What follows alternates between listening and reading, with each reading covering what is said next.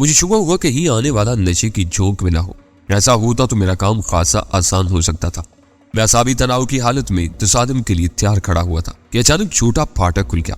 मैं अपने कदो कामत के किसी शख्स की तवक्को में सतह जमीन से कमोबेश 6 फुट की बुलंदी पर निगरा था, लेकिन दरवाजा खुलने पर वहां कुछ भी नजर आया। खुलते हुए फाटक में से कला और फिर स्टोन हाउस का अकबी बरामदा नजर आ रहा था। लेकिन यह सूरत हाल ज्यादा देर कायम नहीं रह सकी, क्योंकि लहजा भर बाद ही कोई डैडी का नारा मारकर मेरी पिंडलियों से किसी खूनखार जोंक की तरह लिपट गया था। यूं महसूस हो रहा था जैसे वो मेरी पिंडलियों की हड्डियां तोड़ डालने का मुसम्मम इरादा कर चुका हो। वो जो भी था पता का ताकतवर था। मैंने महसूस किया कि अगर उसके हमले का फौरी तदारक न किया गया तो वो देखते ही देखते मेरे पैर उखाड़ कर मुझे मुंह के बल जमीन पर गिरा देगा, या मेरी मुजाहमत की सूरत में कम अज कम एक आध हड्डी ही तोड़ डालेगा। मैंने तकलीफ और दर्द का एहसास होती ही अपनी बुलंद निगाही पर लानत पेशी और फिलफोर 6 फुट से 3 फुट की सतह पर उतर आया तो देखता हूं कि एक जवानुल उम्र और तनोमंद कुबड़ा मेरी पिंडलियों को गिरफ्त में लिए मुझे अंदर घसीट ले जाने के लिए कोशा है। ठहरो, मैं तहकमाना लहजा में कहा। मुझे कोई गलत फहमी हुई थी। मैं किसी कुबड़े का बाप हरगिज नहीं हो सकता। अब तो यह फैसला अंदर ही हो सकेगा। वो बदस्तूर मेरी पिंडलियों पर जोर आजमाई करते हुए बोला, कुबड़े को देखकर अब वल्दियत से ही इनकारी हुए जा रहे हो। ये जुल्म तो मैं हरगिज बर्दाश्त नहीं करूंगा।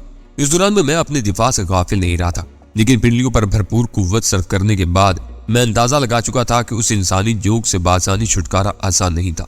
लिहाजा एक बार उसने जैसे ही सांस लेकर पूरी कुव्वत के साथ मेरी पिंडलियों के गिर्द अपने बाजू की गिरफ्त मजबूत करने की कोशिश की, मैंने उस तरह अपने जिस्म का पूरा बोझ आगे की तरफ डाल दिया जैसे मैंने उसकी गिरफ्त के सामने शिकस्त तस्लीम कर ली हो। वो शायद 2-4 बार मुजाहमत की तवक्को कर रहा था। मैंने यूं अचानक हाथ पैर डाले तो वो बौखला गया। जितनी देर में वो मेरी हिकमत अमली समझता, उसके कदम उखड़ चुके थे और वो खुद को मेरे गिरते हुए बदन के बोझ से बचाने के लिए कोशा था। उसकी कोई कोशिश बार आवर न हो सकी और मैं उसे दबोचे हुए उस तरह फाटक के अंदर जमीन बोस हुआ कि मेरे दोनों घुटने पूरी सख्ती के साथ उसके सीने में उतरते जा रहे थे। ये क्या हो रहा है? वो मेरे घुटने अपने सीने से उठाने की नाकाम कोशिश करते हुए मुश्किल हकलाया। ये हलवाड़ा हो रहा है। मैंने उसके नरखरे के करीब अपने दाहिने घुटने का दबाव बढ़ाते हुए तल्ख लहजे में कहा, अब तुम इतने कम सिन भी नहीं हो कि इस बात का मतलब न समझ सको। मैं सब कुछ समझ गया हूँ। वो मेरे दाहिने घुटने की वहशियाना गिरफ्त से बचने की कोशिश करते हुए बुलबुलाया, तुम मुझसे ये जायदाद किसी तरह नहीं छीन सकते। मैं अपनी जान पर खेल जाऊंगा। दिमाग खराब हुआ है तेरा। मैंने उसकी गर्दन पर भरपूर हाथ रसीद करते हुए कहा और इस बार वो बुरी तरह तड़प कर मेरी गिरफ्त से निकल गया। मेरी गिरफ्त से आजाद होते ही वो स्टोन हाउस के पुख्ता फर्श पर लुढ़कता हुआ काफी दूर तक चला गया। फिर हाँफते हुए अपने कदमों पर खड़ा होकर मुझे कीना तोज नजरों से घूरने लगा। रक्षी कहाँ है? मैंने अपनी जगह खड़े खड़े गुर्राते हुए सवाल किया। मैं किसी रक्षी को नहीं जानता। वो अपनी गर्दन सहलाते हुए गुस्सीले लहजे में बोला, तुम कौन हो और यहाँ क्या कर रहे हो? अरे वाह, वो बनाकर बोला, उल्टा चोर कुतवाल को डांट रहा है। अबे ये मेरा घर है और मैं इसका मालिक हूँ। समझ गया, अब जाता है या दूसरी तरकीब इस्तेमाल करना पड़ेगी मुझे। उसका जवाब मेरे लिए तहकीर अंगेज था। लेकिन मैंने उसके लहजे से यह अंदाजा लगा लिया था कि जो कुछ कह रहा था पूरे एतमाद से कह रहा था और उसी बात ने मुझे उलझन में डाल दिया था। ये मकान कब और कितने में खरीदा है तूने? मैंने इस बार मुसालिहाना लहजे में सवाल किया। वज़ियानी अंदाज में हंसा। ये मकान तो बड़ी बात है, मैं तो झोपड़ी खरीदने की ताकत भी नहीं रखता था। फिर ये तेरी मलकियत कैसे बन गई? बस देन है मेरे मौला की, खैरात में मिला है। उसकी आंखों में हरीसाना चमक ओद कर आई थी। खैरात में मिला है? मैं हैरत से तकरीबन चीख पड़ा। कौन सा कि मिल गया था तुझे? बस अपने अड्डे पर बैठा भीख मांग रहा था कि एक बड़ी सी कार मेरे पास आकर रुकी। मैंने अपनी आदत के मुताबिक अल्लाह के नाम पर हाथ फैला दिया। कार वाले मेरी हथेली पर 10 का नोट रखते हुए खिड़की से सर निकाल कर पूछा कि मकान चाहिए। मुझे क्या इनकार हो सकता था? बस वो अपनी गाड़ी में मुझे यहाँ ले आया। उस वक्त ये घर खाली पड़ा हुआ था। मैंने उसकी बात काट कर इस्तरारी लहजे में सवाल किया। एक औरत थी जिसे वो अपने साथ ले गया। अब तो यहाँ मेरा राज है। ऐसा सामान भरा पड़ा है जो मैंने ख्वाब में भी नहीं देखा था। 1-2 दिन में मैं शहर भर के फकीरों की यहाँ दावत करूंगा। ये मकान उसी औरत का है। दूसरा आदमी बहुत बड़ा धोखेबाज है, तुझे यहाँ फंसा कर औरत को उठा ले गया है। कानूनी कार्रवाई के बगैर कोई किसी जायदाद का मालिक नहीं बन सकता। औरत को मौका मिल गया तो तुझे अंदर करवा देगी। वो सोच में पड़ गया। एक कागज तो वो दे गया है मुझको, कह रहा था कि बस वही काफी होगा। पर मुश्किल में उसे इस बात पर आमादा कर सका कि वो कागज मुझे दिखाए। कागज देखते ही मेरे मुंह से बेख्तियार एक गहरा सांस आजाद हो गया। कागज पर लिखा हुआ, ये मकान आज से हामिल रुक्का की मलकियत में दिया जा रहा है। मेरे से कोई ताल्लुक न होगा। इन सतूर के नीचे कासिम का नाम लिखा हुआ था, जिसके नीचे उसी दिन की तारीख दर्ज थी। मकान मिल गया था तो मुझे मारने को क्यों दौड़ा था? मैंने पर्चा उसे वापस देते सवाल किया। वही सखी माई बाप कह गया था कि कोई भी अजनबी यहाँ आए तो उसके हाथ पैर तोड़कर उसे फेंक दूं, वरना मुझे कमजोर देखकर उसका कोई भी वाकिफकार मुझे निकाल कर इस मकान पर कब्जा कर लेगा। और अपनी खुशी से उसके साथ गई थी। वो होंठ भींच कर अजीब से अंदाज में हंसा। औरत को कोई जबरदस्ती नहीं ले जा सकता बाबू, वो हमेशा खुशी से जाती है। रंगे हाथों पकड़ी जाए तो शोर मचा देती है कि उस पर जुल्म किया गया, उसे जबरदस्ती उठा लिया गया। ले वो भी आ गए। बात करते करते उसका चेहरा एकदम खिल उठा था। मैं बिजली की सी सुरात के साथ पीछे घूमा तो उस शान खता हो गए। A2 मेरे पीछे अंदर दाखिल होकर दरवाजे को कुंडी लगा रहा था, लेकिन उसकी खैर बार निगाहें मुझ पर ही मरकूज थी। मुझे पूरा यकीन था कि तुम यहाँ जरूर आओगे। A2 जहरीले लहजे में बोला। मेरा ख्याल दुरुस्त निकला कि वो कमीनी तुमसे मिल चुकी है। इस बेचारे को क्यों बीच में ले आए? मैंने पुरस्कून लहजे में कहा। इसे चलता करो ताकि खुलकर दो दो बातें हो सके। अब ये कहाँ जाएगा? A2 ने सर्द और सफागाना लहजे में कहा। इसे तो अब हमेशा यही रहना है। तुम्हें यहाँ कुछ देर तक उलझाए रखने के लिए पूरी तौर पर यही तजवीज ज़हन में आ सकी थी। कुबड़ा बेकारी A2 की मानी के इस बात की तह तक नहीं पहुंच सका था। मैंने फौरन एक बात खोल दी। इस बेगुनाह माजूर को मारकर तुम्हें क्या मिल जाएगा? बेहतर यही होगा कि इसे जाने दो। मुझे मार डालोगे तुम? भिखारी की खोपड़ी पर जमी हुई बर्फ पिघलने लगी थी। उसने खौफजदा नजरों से A2 की तरफ देखते हुए सवाल किया, फिर अपना बोझ बार बार एक पैर से दूसरे पैर पर मुंतकिल करने लगा। ये बकवास कर रहा है। A2 ने सर्द मैरी के साथ कहा। चुपचाप खड़े रहो, तुमसे बाद में बात करूंगा। लहजा पर खामोश रहने के बाद A2 मुझसे मुखातिब हो गया। ब्रीफ केस कहाँ है? होटल चलो तो अभी लुटा देता हूँ।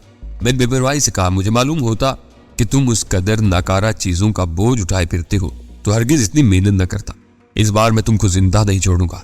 A2 को राया और मैंने देखा कि मुझे दी जाने वाली उस धमकी पर कुबड़े भिखारी का चेहरा धुआं हो गया था। तुम्हारी सरकशी मेरे लिए नाकाबिले बर्दाश्त हो गई है। मैं मज़हकाना अंदाज में हंस पड़ा। तुम तो यूं कह रहे हो जैसे अब तक मुझे दानिस्ता ढील देते आए हो। हालांकि तुम्हारा बस चलता तो महीनों पहले मेरी हड्डियों का सुरमा बनवा चुके होते। वो लड़की कहाँ है जो तुम्हारे साथ लाहौर गई थी? यहाँ भी है, आराम से है। तुम उसकी तरफ से फिक्रमंद न हो। अलबत्ता ये जरूर बताओ कि रक्षी को तुमने कहाँ कैद किया है?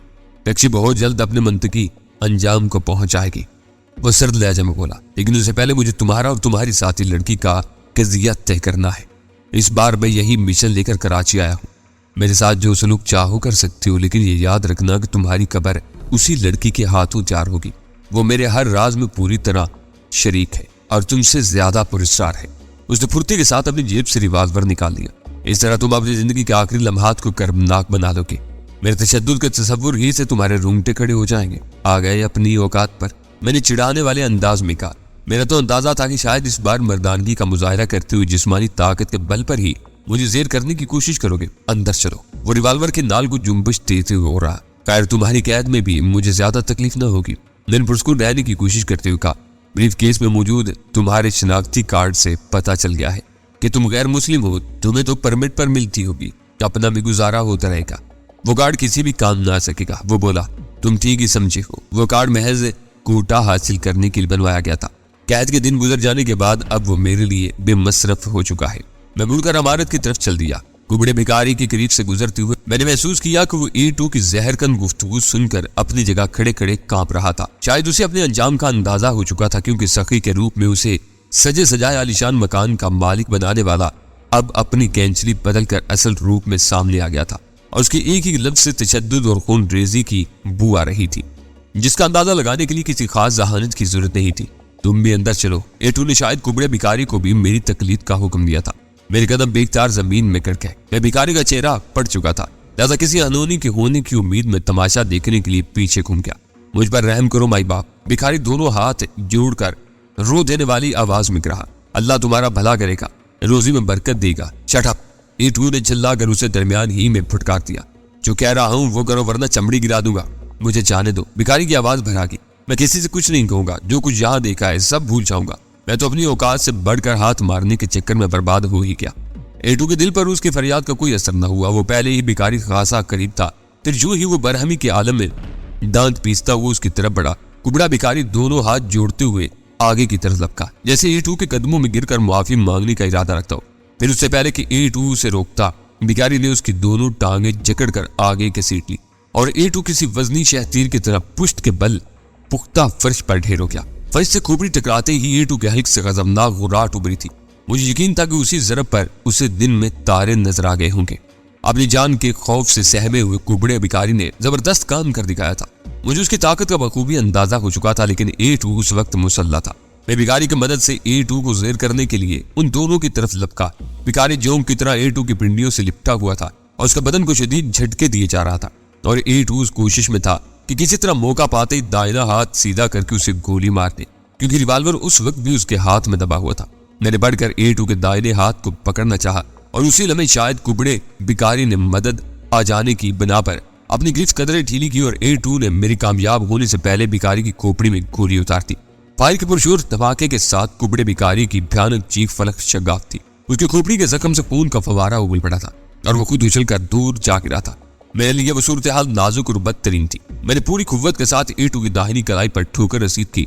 रिवाल्वर उसके हाथ से छूटकर उड़ता हुआ दूर जा गया। अब A2 गैर मुसल्ला हो गया था और मैं थोड़ी सी जद्दोजहद के बाद उसे जेर कर सकता था, लेकिन धमाके और भिखारी की चीखों के बाद वहां रुकना बदतरीन हमाकत का मुतरादिफ होता।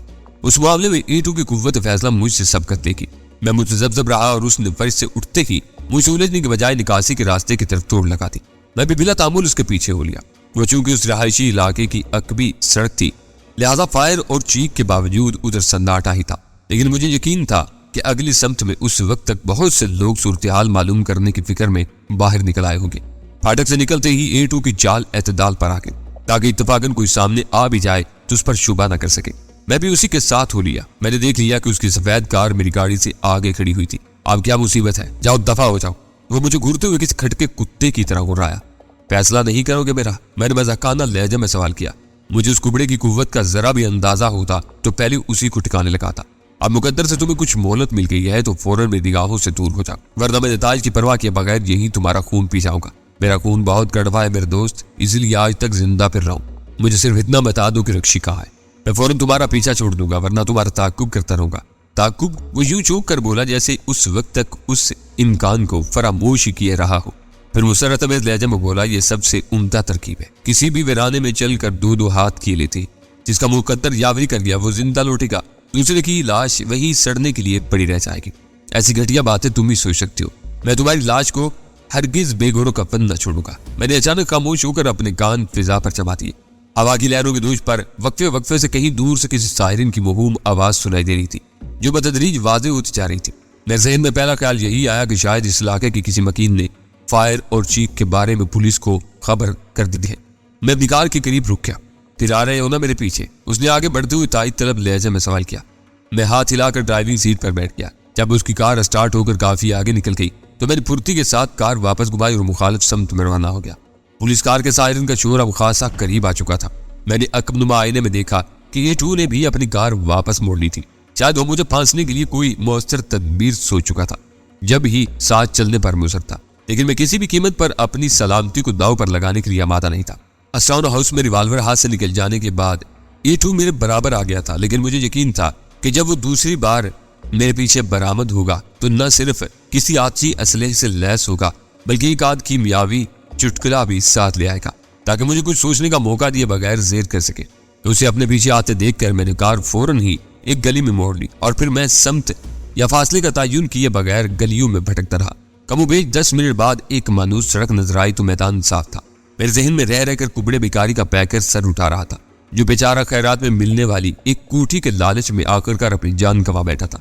उस बदनसीब की रहम अंगेज सूरत अपनी जगह थी और दूसरी तरफ रक्षी भी गायब हो चुकी थी और भिखारी के बयान के मुताबिक उसे ले जाने वाला A2 था। 3 दिन पहले जहांगीर पुरस्कार तौर पर गायब हुआ और अब रक्षी दिन दहाड़े अपने घर से उठा ली गई थी। मुझे यूं महसूस हो रहा था जैसे मेरे लाहौर में मौजूदगी के दौरान कराची के हालात कुछ अजीब सी नहज पर चल पड़े थे, जिनका बज़ाहिर कोई सर पैर नजर नहीं आता था। ले देकर बस यही एक इम्कान ज़हन में आता था कि उन लोगों से यकीनी तौर पर कहीं न कहीं कोई ऐसी संगीन बेएहतियाती सरजद हुई थी कि A2 बजाते खुद फौरन ही उस लम्हा पर कराची के मामलात में दिलचस्पी लेने पर मजबूर हो गया था और उसने कराची आते ही सबसे पहले रक्षी पर हाथ डाला था, जो मेरी दोस्त और हमदर्द थी। एक दिन में 2 बार A2 से टकराव होना कोई मामूली बात नहीं थी और दोनों ही बार हालात के तहत हम दोनों एक दूसरे का कुछ बिगाड़े बगैर अपनी अपनी राह पर हो लिए और इस सारी जमा तफरीक के नतीजे में कुबड़ा भिखारी बेमौत मारा गया था। उस वक्त मेरे ज़हन में रह रहकर एक नाम सर उबार रहा था, अजीज अहमद, जो किसी जमाने में कासिम का दस्ते रास हुआ करता था। फिर कासिम की मौत के बाद कुछ रोज के लिए वो लापता हो गया और जब तंजीम की तरफ से कासिम का मनसब रक्षी को सौंपा गया तो उसने बिखरे हुए लोगों को यकजा करने की कोशिश में अजीज अहमद से भी राब्ता कायम किया, लेकिन अजीज ने 2 टुक अल्फाज में उसके लिए काम करने से इनकार कर दिया। फिर मुझे A2 के ब्रीफ केस में से कागज का एक पुर्जा मिला जिस पर अजीज अहमद का नाम लिखा होता। उस बारे में थोड़ी ही देर पहले रक्षी से मालूम हुआ था कि अजीज ने उन दिनों बंदरगाह के इलाके में तीसरे दर्जे का एक होटल खरीदा हुआ था और शाम को अमूमन वहीं पाया जाता था। A2 के ब्रीफ केस से उसका नाम बरामद होने की वजह से उसकी जात मेरे लिए अहमियत इख्तियार कर गई थी और मेरा ख्याल था कि उससे मुझे कोई ना कोई अहम सुराग जरूर मिल सकेगा। लेकिन मेरे लिए कर्नल जवार ज़ैदी की कार अब मखदूश हो चुकी थी। A2 से देख चुका था और दूर से भी पहचान सकता था। मुझे ख्याल आया कि कहीं A2 कार के नंबरों के सहारे रजिस्ट्रेशन ऑफिस से कार के मालिक का सुराग न लगा ले। ऐसी सूरत में वो कर्नल जवार ज़ैदी पर अपनी तवज्जो मरकूज कर देता और फिर यह मालूम होते ही कि कर्नल एक जवान लड़की का भी बाप है, उसके ज़हन में गजाला का नाम उभरता जिसकी तस्वीर की तंजीम में खासी तशहीर हुई थी। फिर गजाला की शिनाख्त के साथ ही दुश्वारियों का एक नया बाब खुल जाता। मैंने फौरन ही गाड़ी रास्ते में छोड़ने का फैसला कर लिया। शहर के एक बारोनक इलाके में कार पार करके मैं टैक्सी से घर रवाना हो गया। गाड़ी कहाँ गई? मुझे टैक्सी से बरामद होते देखकर गजाला के बाप ने लठ मार अंदाज में सवाल किया। रात चोरी होगी, मैंने मुस्कुराते हुए कहा। उसकी आंखें हैरत से पेशानी पर जा चढ़ी। क्या कह रहे हो? अभी सुबह तो तुम लेकर गए हो, रास्ते में छोड़ आया हूँ, आपको उसकी चोरी की रिपोर्ट दर्ज करवाना है, मैंने कहा और वो इस इकदाम का सबब मालूम करने पर तुल गया। मैंने उसे इख्तिसार के साथ मकसद से आगाह किया तो फौरन रिपोर्ट दर्ज करवाने रवाना हो गया। उसे खदशा था कि अगर कार की बाजियाबी बेताकीर हो गई तो कहीं सचमुच में न चुरा ली जाए। उसके जाती गजाला मेरे पास आ पहुंची। बहुत जल्द वापस लौट आए हैं आप? हाँ, रक्षी को बद्दुआ लगी तुम्हारी। क्यों, क्या हुआ? उसने हैरत से सवाल किया। मेरे पहुंचने से पहले A2 से उठा कर ले गया। मुझे वहां उलझाए रखने के लिए एक भिखारी को वहां छोड़ गया था और उस मकसद में पूरी तरह कामयाब रहा। रक्षी को कहीं पहुंचा कर वापस आया तो वह वही भिखारी के साथ उलझा हुआ था। तो क्या वो पहले ही रक्षी की तरफ से खटक गया था? बज़ाहिर तो यही मालूम होता है। इस वक्त वो मेरे हाथों से बाल बाल बचा है। अगर वो भिखारी उसके हाथों न मारा गया होता तो A2 उस वक्त मेरा कैदी होता। क्या यह मुमकिन नहीं कि रक्षी ने A2 के साथ मिलकर आपको घेरने की कोशिश की हो? वो पूरी कहानी खामोशी के साथ सुनने के बाद बोली। A2 को सिग्नल देकर खुद ही वहां से खिसक गई हो ताकि आपकी निगाहों में बदस्तूर अच्छी बनी रहे। घोड़ी तो बहुत दूर की लाई हो, मैंने मुस्कुराते हुए कहा। कुबड़े भिखारी ने भी जो कुछ बताया उससे यही जाहिर होता है कि रक्षी अपनी मर्जी से A2 के साथ गई थी। लेकिन सवाल यह पैदा होता है कि उसे ऐसा करने की क्या जरूरत थी? जहां तक मैं उसके मिजाज को समझ चुका हूँ, वो बहुत जिद्दी औरत है। उसे अपने फैसले तब्दील करने पर आमादा करना बहुत मुश्किल काम है। एक बार वो A2 के खिलाफ बगावत का फैसला कर चुकी है तो अब उसके साथ हरगिज मुखलिस न हो सकेगी। फिर अब आप उसे भी तलाश करेंगे। मिल गई तो आजाद करवा ही लूंगा, वरना असल निशाना इस बार A2 है। A2 बड़ा अजीब सा लगता है, वो बोली। मालूम होता है हम किसी अफसानवी दुनिया की बातें कर रहे, आप उसका नाम क्यों नहीं लेते? क्या नाम लूं? जब उसने खुद ही अफसानवी रूप धारा हुआ है तो हम क्या कर सकते हैं? पहले तो गिर के नाम से सामने आया, फिर आज सुबह लाहौर से पता चला कि उसका नाम राजा ज़हूर अहमद है। ब्रीफकेस खोला तो परवीज अहमद के नाम का शनाख्ती कार्ड सामने आ गया। अब बताओ कि उसका जिक्र किस नाम से किया जाए? उसके अलावा तो सब भी सामने आ चुके हैं। आप भी ठीक ही कहते हैं, वो मुस्कुराते हुए बोली। फिर अब किधर का कसद है? बंदरगाह के इलाके की खाक छानने का इरादा है। इस बार असलहा साथ लेकर निकलूंगा। पस्तौर और फालतू राउंड के साथ ही गजाला के इमा पर मैंने A2 के ब्रीफकेस से बरामद होने वाली पोटाशियम साइनाइड की शीशी एक सिरिंज समेत साथ ले ली और फिर वहां से रवाना हो गया। पहले मेरा इरादा था कि एक चक्कर फैक्ट्री का भी लगाऊंगा, क्योंकि उधर के मामलात से मैं काफी अरसे से लाताल्लुक होकर रह गया था। मेरा ख्याल था कि तवील और नाकाम निगरानी के बाद फैक्ट्री का पीछा छोड़ दिया गया होगा, लेकिन फिर मैंने प्रोग्राम बदल दिया। A2 शहर में मौजूद था और मेरी यहाँ आमद से भी पूरी तरह वाकिफ था। वो सोच सकता था कि शायद मैं मौका मिलते ही फैक्ट्री का रुख करने की कोशिश करूं। ऐसी सूरत में मेरा वहां अचानक कयामत से कम न होता। मैंने नगीना सैनमा के करीब टैक्सी छोड़ दी। टैक्सी से उतरकर मैं सिगरेट खरीदने के लिए एक दुकान की तरफ बढ़ गया। अजीज का होटल किधर है चाचा? मैंने दुकानदार को सिगरेट के पैसे देते हुए सरसरी लहजे में सवाल किया। अजीज का होटल? दुकानदार ने इस्तवा आमेज नजरों से मेरी तरफ देखते हुए थुराया, फिर आजराना लहजे में बोला, खरीदना है या बेचना है? मेरे लिए उसका रद्द अमल गैर मुतवक्किल था। लहजा भर के लिए तो मैं बुखला गया, लेकिन फौरन ही संभाला ले लिया और मुस्कुराते हुए सवाल किया, वो क्या बेचता और खरीदता है? चरस, अफीम, ईरवन, वलायती दारू, हर चीज का सौदा करता है। तुम क्या लाया है? ना लाया हूं न ले जाना है, मैंने मुस्कुराते हुए कहा। वहां मेरे गांव का एक छोकरा काम करता है, उसे उसकी माँ का खत पहुंचाना है। मैं कोई गलत धंधा नहीं करता। फिर रोटी किधर से खाता है बाबू? वो बिगड़ कर तल्ख लहजे में बोला। दाल, चावल, पान, सब्जी बेचो तो कारपोरेशन से इनकम टैक्स सर पर आने लगती है। चरस ईरवन को कानून मानता ही नहीं। जितना चाहे बेचो और खरीदो, इसका हिसाब न देना पड़ता है, न कुछ डर खौफ होता है। जायज कारोबार पर जुल्म यूं भी बढ़ता रहा तो एक दिन सब लोग रास्ते पर आने लगेगा।